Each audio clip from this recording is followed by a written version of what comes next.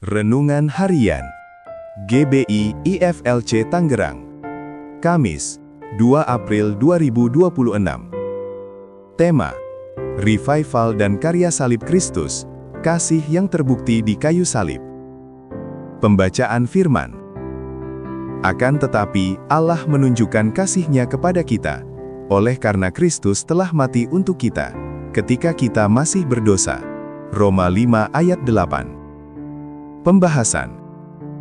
Revival, atau kebangunan rohani terjadi, ketika hati kita yang mulai dingin, dan dihidupkan kembali oleh Tuhan. Saat itu, kita mulai rindu untuk dekat dengan Tuhan, mau berdoa, dan ingin hidup sesuai dengan kehendak-Nya. Revival terjadi bukan karena usaha kita sendiri, tetapi karena kita mulai menyadari betapa besar kasih Tuhan yang selalu ada dalam hidup kita. Kasih Tuhan itu terlihat jelas melalui pengorbanan Yesus di kayu salib. Dalam Roma 5 ayat 8, dijelaskan bahwa Yesus mati untuk kita saat kita masih berdosa.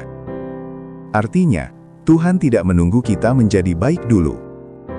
Justru saat kita masih jauh darinya, Tuhan tetap mengasihi dan menyelamatkan kita, sehingga kita kembali kepadanya. Salib menjadi bukti bahwa kasih Tuhan itu nyata dan tidak bersyarat.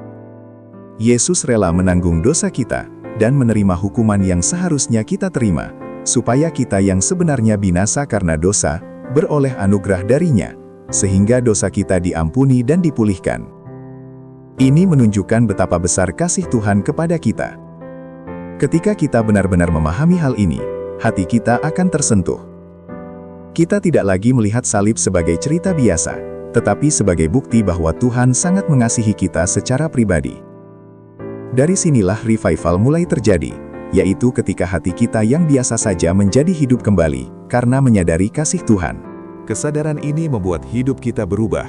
Kita mulai ingin hidup benar, belajar mengasihi orang lain, mudah mengampuni, dan melakukan hal yang baik.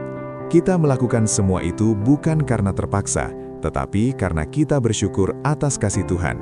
Oleh sebab itu, revival akan dimulai ketika kita kembali melihat salib dan menyadari kasih Tuhan.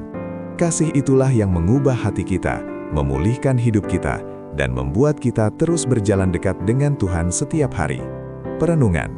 Apakah saya telah menyediakan waktu yang terbaik untuk Tuhan di pagi hari ini? Apakah selama ini kita benar-benar menyadari betapa besar kasih Tuhan dalam hidup kita? Apakah hidup kita saat ini sudah mencerminkan rasa syukur atas pengorbanan itu?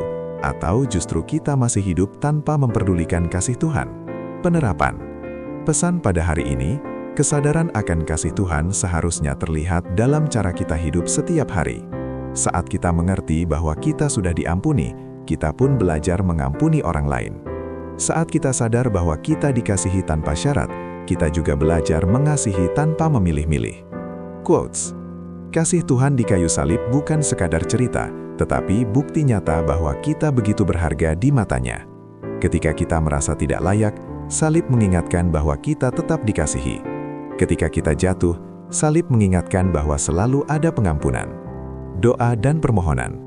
Bapa yang baik, terima kasih atas firman-Mu hari ini, mengajari kami untuk memahami karya salib Kristus dalam kehidupan kami. Bapa, kuatkan iman kami untuk selalu percaya pada-Mu. Dalam nama Yesus kami berdoa. Amin. Ayat pedoman.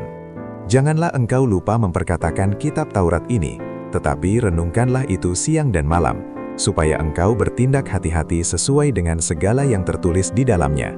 Sebab dengan demikian, perjalananmu akan berhasil dan engkau akan beruntung.